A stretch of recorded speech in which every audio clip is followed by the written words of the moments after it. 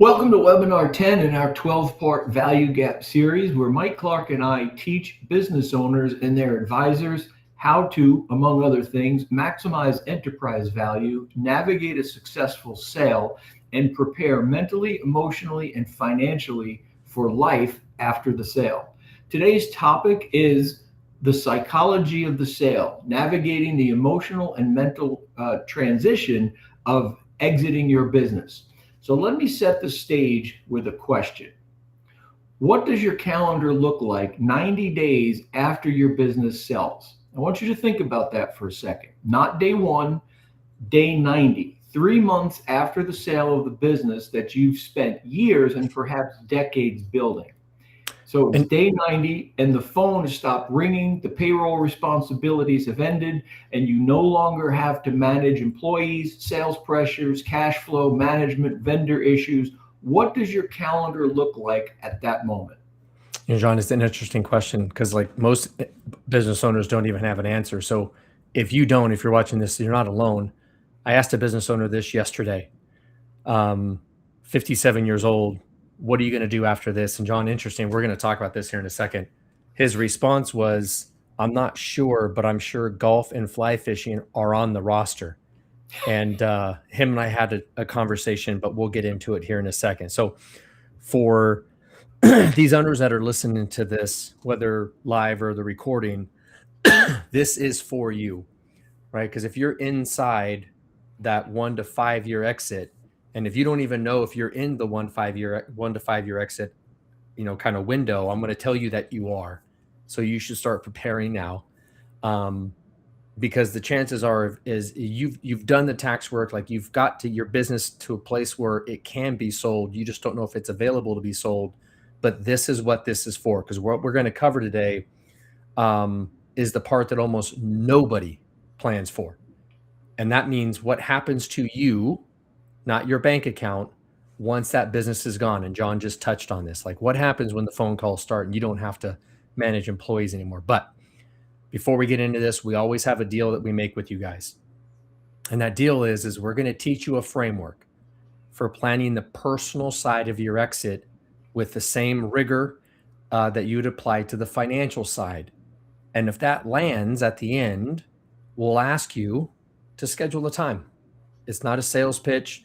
It's just to schedule a time to get more clarity on what it is that you're looking for from the business once that business is gone. And as always, everything that we cover today is educational in nature. It is not specific financial, tax, or legal advice. In addition, today we're going to talk about some things that may be thought to be outside the box of traditional financial planning, but that's what we do here. So I will also add to that, to the usual disclosures, that our presentation today is not a substitute for licensed psychological or clinical care. Your situation has details that are unique to you, and anything you hear today should be reviewed with your own advisory team before you act on it. And if something today points to a need for a licensed therapist or a counselor, seek the services of that professional. So there you have it, Mike. Not only are we not CPAs and attorneys, we are also not mental health professionals.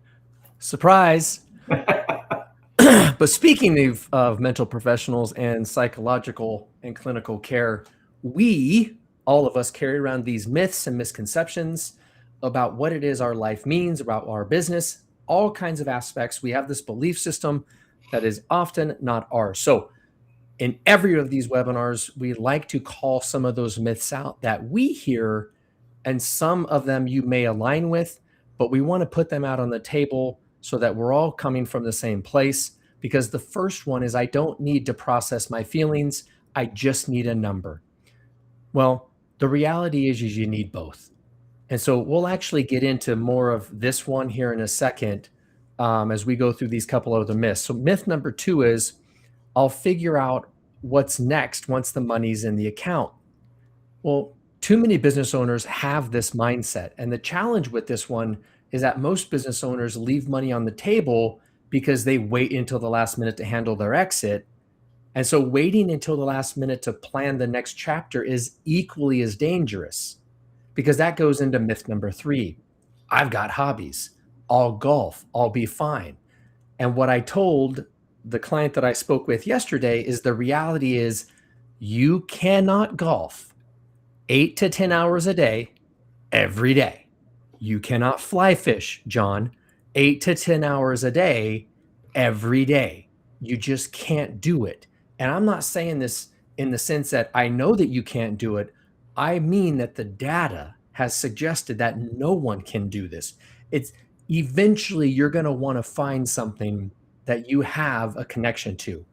And then the fourth myth is my family's solid. This won't be an issue for us. And once again, I'm not going to say that your family is solid or not solid. However, I want you to think about the day-to-day operations and routine of your family right now.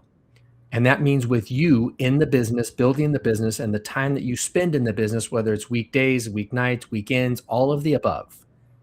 And do you know really what the day-to-day operations are in the family when you're at work? Because the odds are that you're not fully aware of it. And have you ever thought about what would happen if you're now sitting around the house when the rest of the family is doing their day-to-day routine? How are you going to disrupt that day-to-day routine? Because the hard truth is, out of about every one of these, is that in our experience, owners who share these with us have gone on to try to buy their old businesses back, is called seller's remorse, because they identify with the business and they need something to now hold on to and they don't have anything. And here's why that tends to happen, Mike. It isn't a willpower problem. It's more of a planning gap issue. And in the past 35 years in working with in financial services, I've watched owners build extraordinarily detailed financial plans and completely undocumented personal plans. In fact, I can think of one case in which I'm working with right now where the financial plan gets stress tested all the time, yet the personal plan doesn't exist on paper, if honestly it exists at all. And it's not a coincidence, right? That's what happens when, you build a team for the transaction, but you never actually plan for the transition to your next chapter. Right. And we see this gap falls into three basic categories repeatedly. The first one is identifying identity and purpose. And that's where the role of your business, your role in the business disappears, and there's nothing left to replace it. So it's like a vacuum exists. And then there's this emotional strain. And this can manifest itself as seller's remorse that Mike mentioned a few minutes ago, or second guessing the price that you sold the business for. Or how about this one? How the new owners are actually running the business. This can be real anxiety about whether your best professional years are behind you or not. It's pretty common. And number three is the relationship strain. Your spouse adjusting to having you home full time, which Mike was just talking about. Not to mention that old friends who you were on a regularly seeing and communicating with, they may still be running their businesses. So they're not quite understanding what you're going through mentally and emotionally at the same time. And look, with all of these webinars, the one of the consistent themes is that none of this means there's something wrong with you. What we're trying to do is just identify the gap that you need to be looking at. It means the transition wasn't planned as deliberately as the transaction was, and they are both equally as important. But before we go any farther, obviously, we always like to introduce ourselves, make sure you understand who you're talking with. This one's going to be fairly short. My background's in investment banking, raised $42 million for a handful of businesses while finishing my MBA. And what I kept seeing was owners who built something remarkable, like you, with no coordination between the professionals around them. They were not having these conversations that we're having now. And that's the gap that the National Referral Network exists to close. And that's what we do to help you close that gap. And I'll keep mine short as well. 35 years in financial services. Most of that time was spent working with business owners, managing risk and translating what the technical side of a plan actually means for the person who's living through it.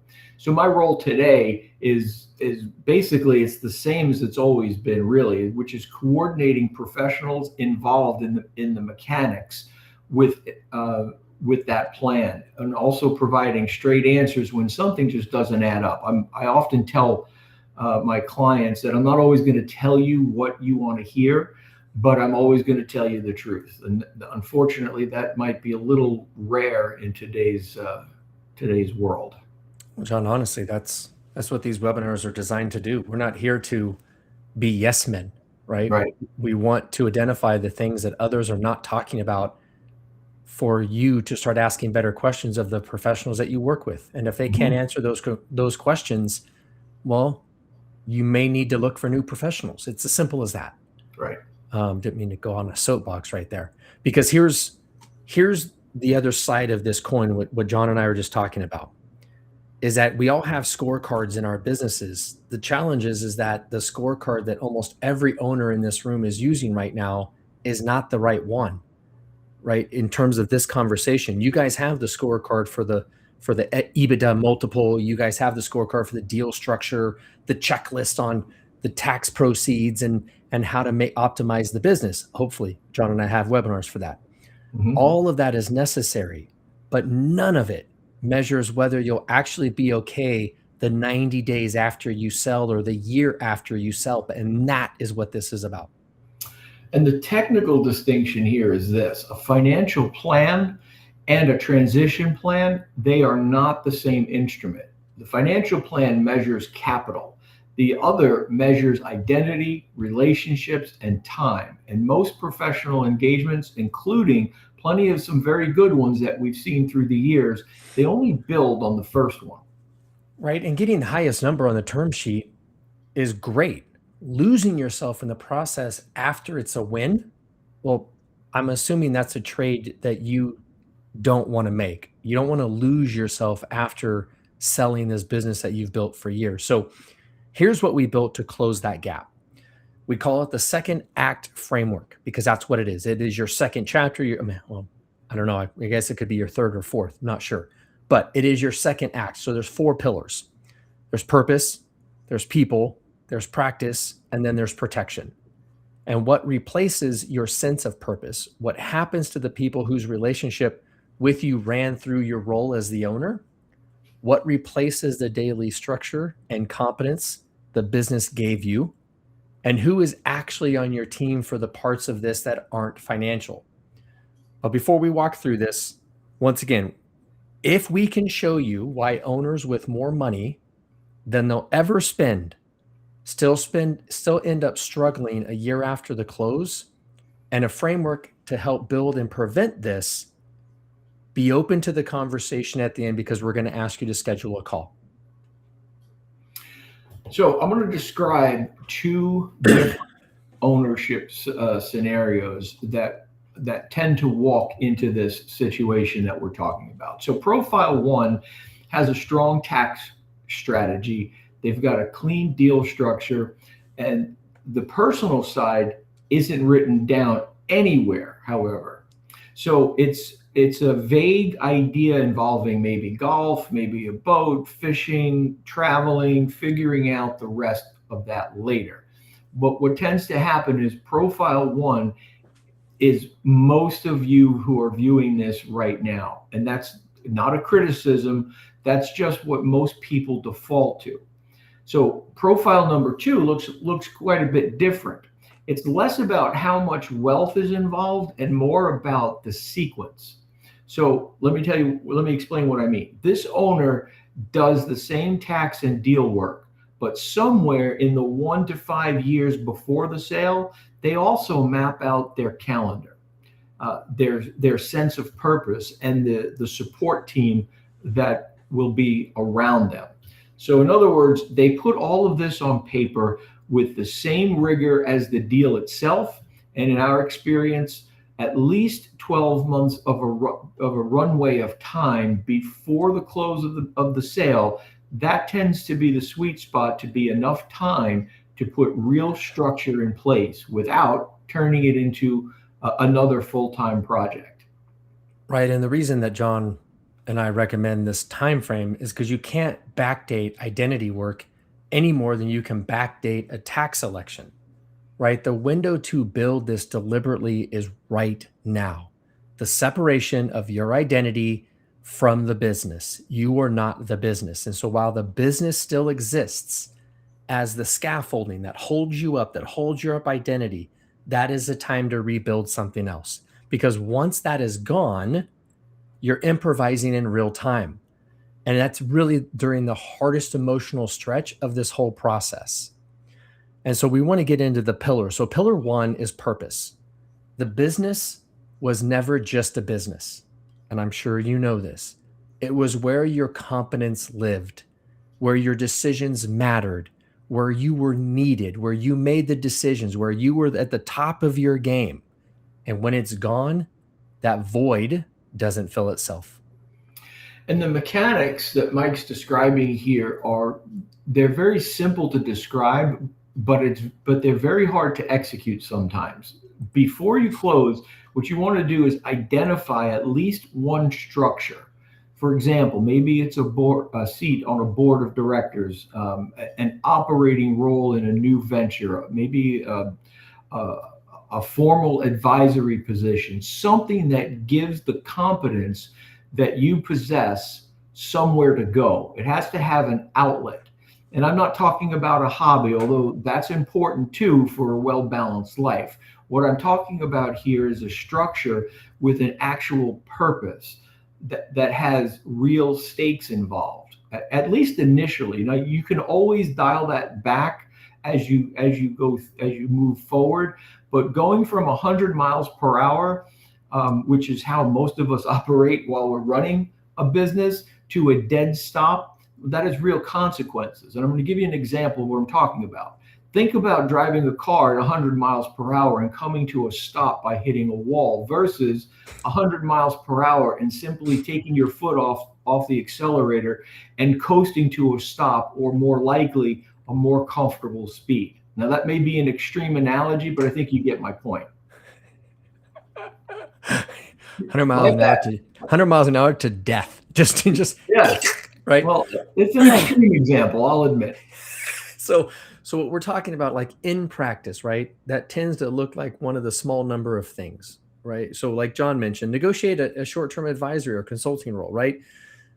A lot of companies may keep you on for a year, which is awesome on a diminishing role. So you have additional time. I'm sure there are other business ventures. There's other companies that you may want to get involved in that your expertise can help them get to the next level as somebody helped you get to the next level. So find a community, find a group, find something to do. None of it has to be full time. It just needs to exist before you quit, before you hit that wall. That's when this has to happen. Okay. So the second pillar is people.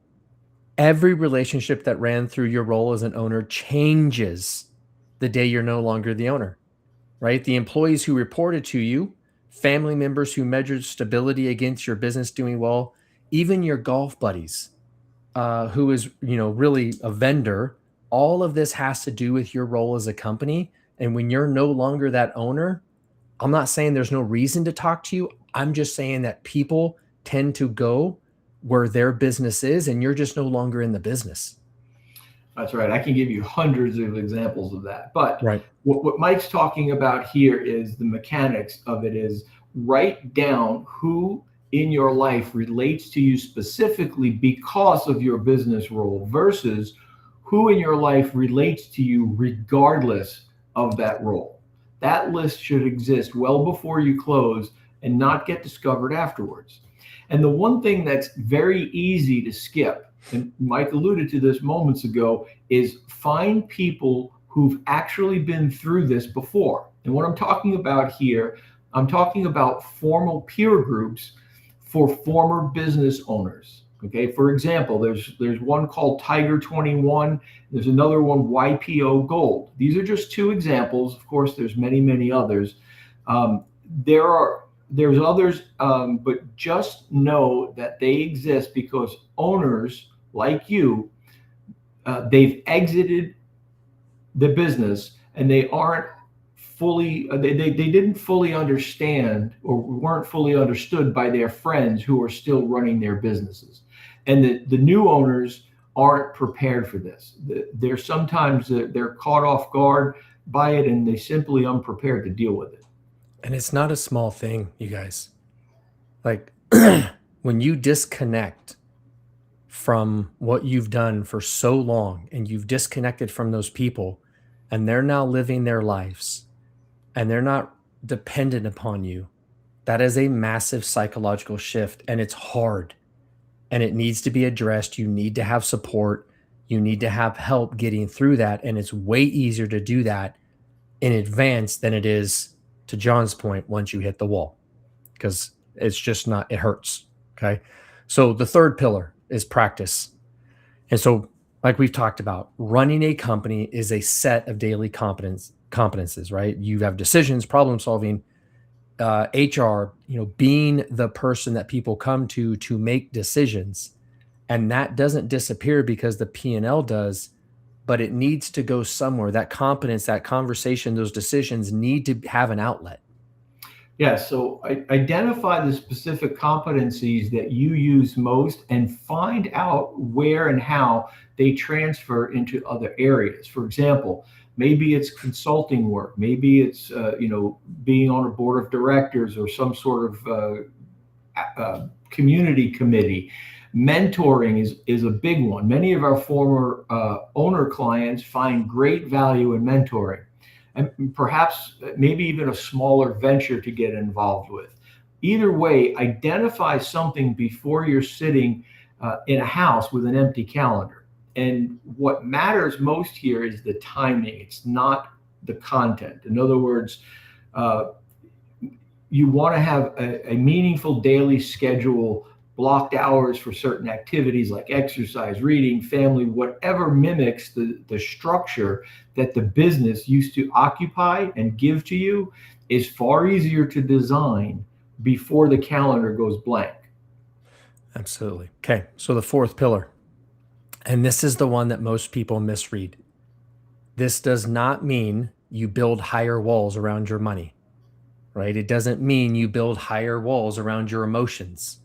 It means knowing who's actually on your team for the parts of this that are not financial, and then being honest about where their lanes start and end in your support. Yes, and I'd like to remind everybody that Mike and I are not licensed therapists, and we're not going to pretend otherwise. What we do here is make sure that the right professional, the right coach, the right counselor, a family advisor, whatever it is already part of your team before you need them, not afterwards. And that means lining up whatever that coach. And by the way, John, I'm not a therapist, but I did stay at a Holiday Inn Express. Yes, I just wanted to use that line. But anyways, line up a coach, line up a business mentor, somebody to mentor you who specializes in this realm, this entrepreneurial or executive transition. There's a lot of them in the industry or in the market. And line this up before you need it, not after, right? Because it takes time. And keep a simple daily habit. We've talked about this through this presentation, a short journal, right? A check-in with your spouse, something that helps you and the people around you notice if you're getting stuck in a longer low patch than expected. And keep in mind that noticing that you might be stuck in a pattern is not necessarily a diagnosis. If that happens, the next step can easily be a licensed professional. That's not our lane once again, but we can introduce you to those professionals through our national referral network. So that said, let me walk through a scenario with you, and I'm going to call this person Grant. Now, Grant ran a specialty manufacturing business. He sold for a very strong multiple, and he had a very clean deal structure and a very smart tax deferral plan. All good to do and all very, very important. However, 18 months later, Grant was calling the new ownership group that he just sold the company to, asking for an operating role back with the company that he just sold. And it wasn't because that he needed the money. It was because nothing on his calendar mattered to him the way that the business used to matter. The deal itself was never the problem for Grant. He had a financial plan, but he had no transition plan. Nobody had helped him build the purpose pillar before the business was gone. And now he has a vacuum where the business used to exist. So on the other side of that fence, I didn't notice that, John. Yours was red, mine's green. Ha!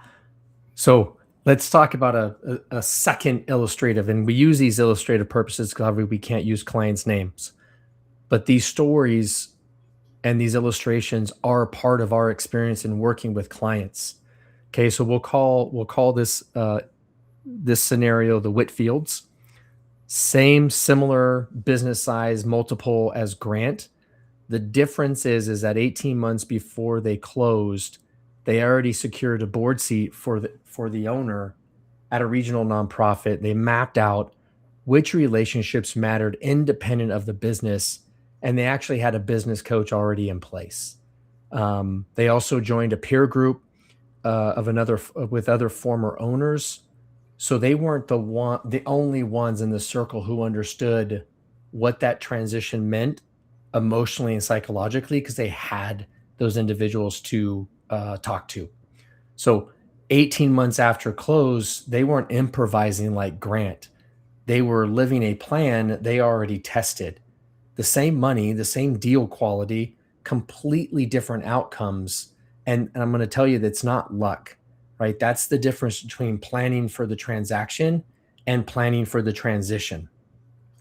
And so I want you to do something after doing these two illustrations, right? So just pull out a piece of paper, open your phone, open a note, write down what your calendar looks like on day 90 after your business sells.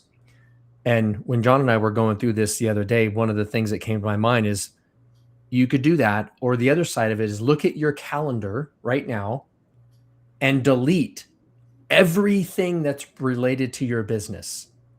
And that's what your calendar will look like right after you close the business, right? And so I want you to be specific in the things that you either write down or you delete, because you can't just put in, I will travel. You can't travel 365 days. You can't do it. You won't do it. So what does the Tuesday look like? What does the Wednesday look like? What does that Friday that look like when you have all the staff meetings, you have production meetings, you have executive meetings? Get rid of all those. That's what your Friday will look like. Yeah, blanking out your calendar was a real eye-opener for me, I'll tell you that. So what we want you to do here is just take 30 seconds to think about your calendar, what that's going to look like. And if you're drawing a blank, that's okay. That's what we're here for. That means that the purpose and the practice pillars, they just haven't been built or created yet. And that's exactly, again, what this webinar is all about. So, and like John just mentioned, and when we did our transition at the beginning of the year, this is one of the exercises, right? Because all of a sudden things shifted. We're at a new firm. Everything's different. But for most of you, if you did the page, I would assume that is close to blank. And that blank page is worth more than anything on your term sheet, I guarantee you, because it's telling you the truth about where you actually stand psychologically and emotionally once this transition happens. So here's where we've landed. So the financial exit and the identity exit are two separate transitions and two separate timelines. Both need to be planned for. So if you plan for only one and you allow the other to plan itself, it usually doesn't come out very good. And that's the data from the Exit Planning Institute and a handful of other periodicals. So, and it usually is at your expense. And so we want to try to prevent that. And here's what Mike's talking about when he says not very good. What that tends to mean in practice is owners who don't build a transition plan alongside the deal are more likely to experience strained family relationships and a real period of disorientation after the sale. And I'm not going to say that this is a guaranteed outcome for everybody, because it's not, but it is a pattern that we've seen enough times to take seriously enough to have the conversation with our clients on a regular basis, and to build this into our webinar series. And being clear is this: doing nothing here isn't neutral. Like, it's a decision. And quite honestly, it's an expensive one, right? So just paid in a different currency in terms of not, your emotional currency than the other side of the actual transaction side. And so if this is landing, if you're realizing you've got a blank page where pillars 2 and 3 should be, that's exactly what we help build.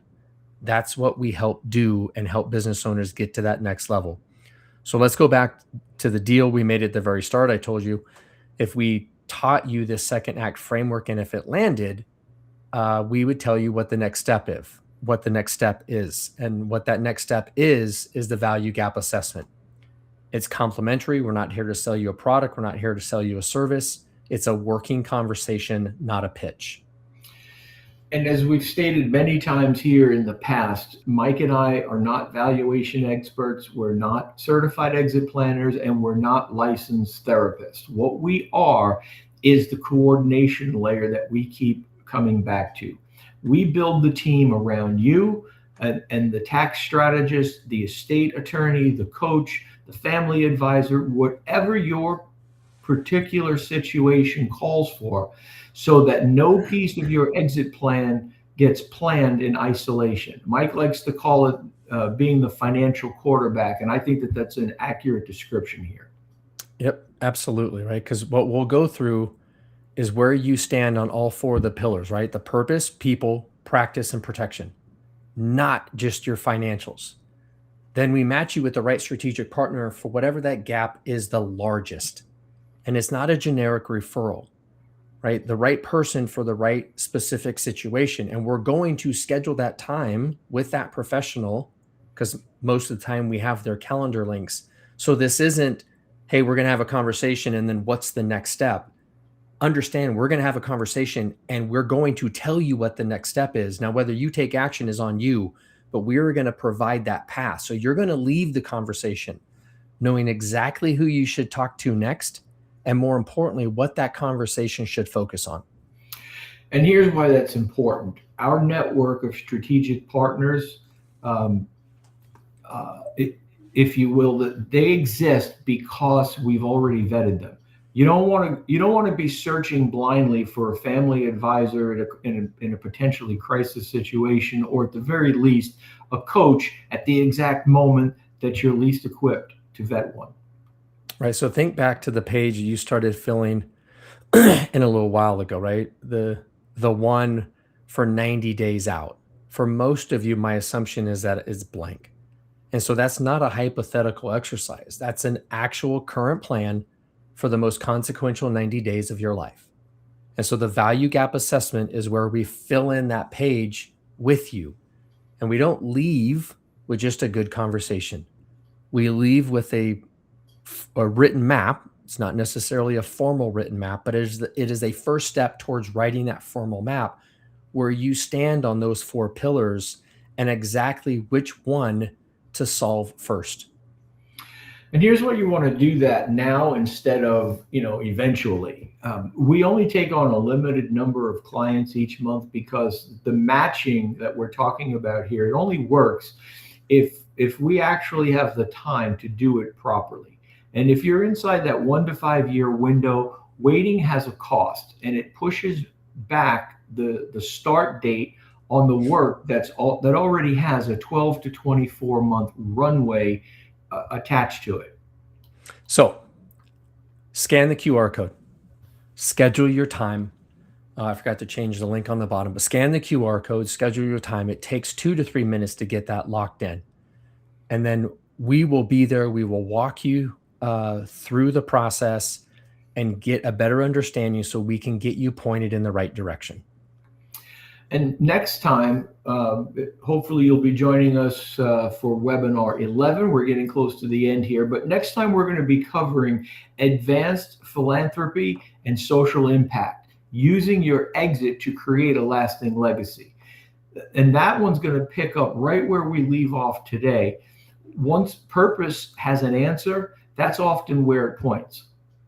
So if anything today surfaced a question, please reach out to us, LinkedIn, leave the comments below if you're watching the recording. We're happy to answer any questions that we can and get you pointed in the right directions to the professionals that you need to get more clarity. But other than that, John, thank you. Thank you for watching. Thank you, everybody.